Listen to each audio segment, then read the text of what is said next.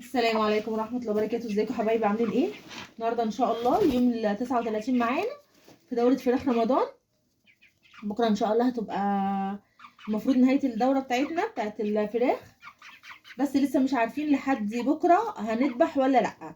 بكره ان شاء الله هنوزن مع بعض وهنشوف الاوزان، وعلى اساسها هنحدد اذا كنا هنذبح في اليوم ال 41 او بعد بكره يعني، ولا هنسيبهم شويه تاني. بس حبايبي انا بس اول حاجه عايزه قبل ما نحط لهم اكل، عايزه اوريكم كده الفرخ. اللهم بارك، بصوا ما شاء الله ما شاء الله. يعني انا حتى لدرجه ان انا بقيت حاسه ان الميزان عندي بيخرف في الوزن، يعني حاسه ان هم اتقل ما بيدوني على الميزان. فعشان كده بكره ان شاء الله هحاول ان انا اشوف ميزان تاني او اوزن عليه. هنوزن مع بعض. بص انا عايزه اوريكم صدرها، اللهم بارك. بص الفرخه معانا مش عاملين ازاي. يعني لو جبنا حاجه تاني مثلا، وكلهم اللهم بارك يعني اوزانهم حلوه. بصوا حبايبي، بص اللحم كمان احمر ازاي، يعني حاجه كده اللهم بارك جميله جدا. حاجه مش هتندموا ان انتوا عملتوها، يعني ربيتوها قبل كده. بصوا عايزه اجيب لكم فرخه.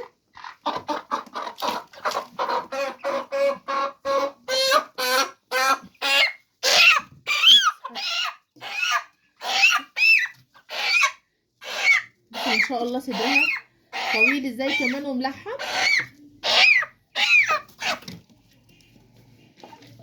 طيب هنبتدي نحط لهم الاكل بتاعهم. طبعا انا حاطه الميه، انا ما بجيبش لقطه الميه وانا بحطها، علشان كده كده احنا مش ضايفين اي حاجه على الميه، فعشان بس ما بقاش مطوله عليك الفيديو على الفاضي. ودي الخلطه بتاعتنا اللي احنا عملناها مع بعض، هي كانت عباره عن 2 كيلو علف، كيلو حته فول، وكيلو ذره مدشوشه.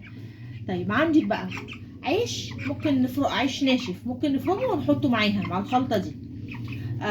الرز هنضيفه وقت ما بنيجي ناكل، ما ينفعش نسيبه ونحطه على الخلطه ونبيته بيها او نركنه كذا يوم بيها، لا.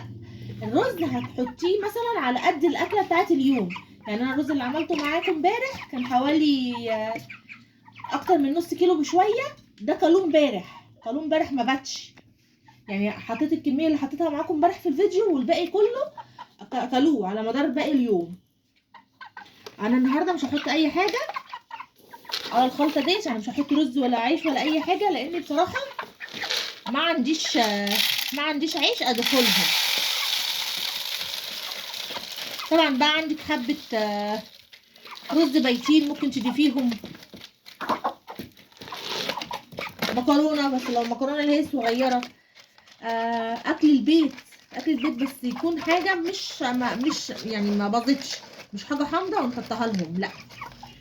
الفراخ البيضه حساسه شويه للحاجات يعني ان هم ياكلوا اي حاجه دي، مش زي البلدي. يعني البلدي ممكن ترمي له اي حاجه بياكلها، لا الفراخ البيضه نحافظ عليها.